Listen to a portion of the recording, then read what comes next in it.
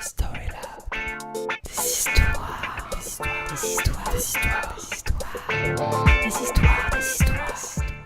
Alors c'est l'histoire d'un gamin de Paris qui a une dizaine d'années, un gamin normal, et d'un seul coup sa vie va être bouleversée parce qu'il va être contacté et approché par une des créatures les plus secrètes de ce monde, qui est un houle.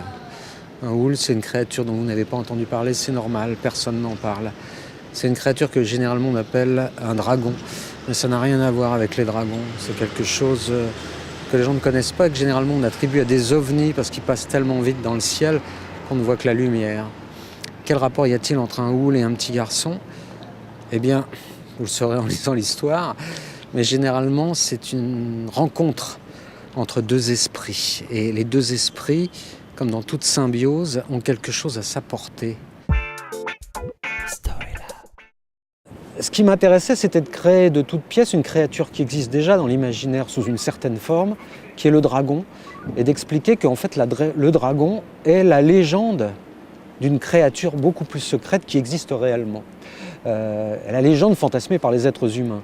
Et mon houle, c'est un être à part, c'est-à-dire qu'il n'est ni gentil ni méchant, il est extraordinairement différent, on ne sait pas d'où il vient.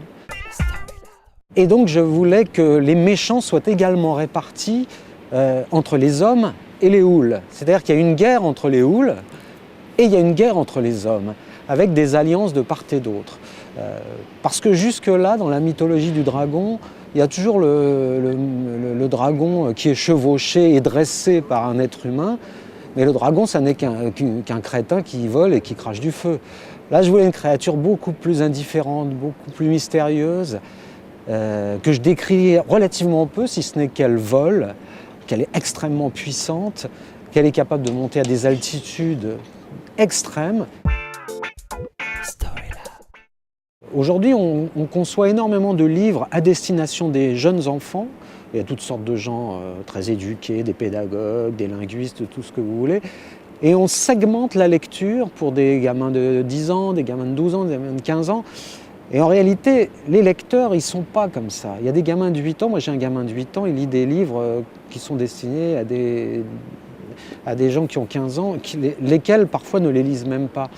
Donc j'ai essayé d'écrire une histoire assez riche en termes de vocabulaire et de syntaxe, en me disant que les gamins qui ont l'aptitude à la lecture, qui ont envie de dévorer un livre, ils vont dans le dictionnaire.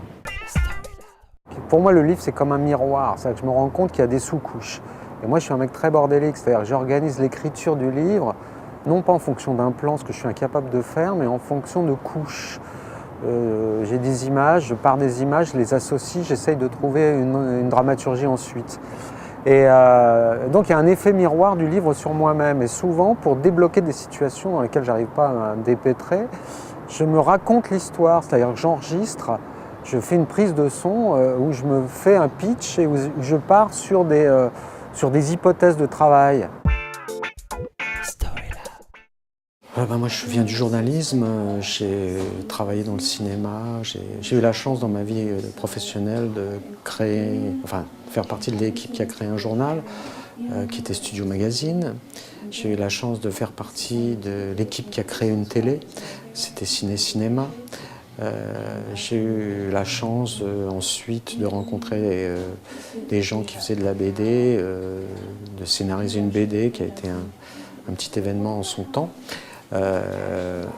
J'ai été scénariste pour des films, des téléfilms, j'ai fait des courts-métrages, j'ai réalisé un long-métrage qui était un insuccès remarquable et j'écris du théâtre. Un projet comme Houle, c'est de la littérature où on vous fournit un cahier des charges et donc un exercice de style. Et ça, c'est vachement bien aussi. En tout cas, en tant qu'écrivain, c'est la promesse d'un travail de changer. Pour un musicien, c'est changer de tonalité. C'est un peu l'équivalent, quoi. D'un seul coup, jusque-là, on écrivait en fa et d'un seul coup, tiens, on va se mettre à écrire en do. On va bien voir. J'ai voulu essayer d'écrire une histoire que j'aurais aimé lire à 13-15 ans.